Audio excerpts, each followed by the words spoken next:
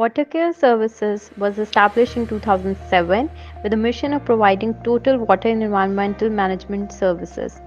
Our one initiative, which is Curium Lab, produces products and supplies to meet clients' quality assurance and testing needs. Today we are sharing demonstration of our microbial water testing kit. Microbial water testing is a method to analyze water to estimate the microbial water quantity. These kits are easy and simple to use and know about our drinking water quality.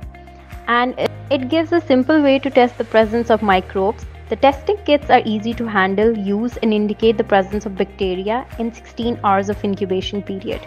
It saves time for lengthy procedures and can be used anywhere on-site or off-site. The kit packing includes microbial testing vial, its literature, a syringe, and all is in a simple cardboard packing.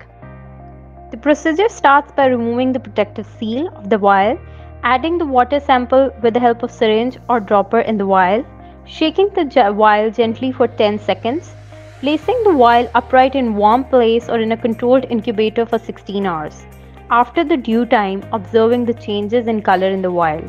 Yellow indicates the presence of bacteria, purple indicates absence of bacteria.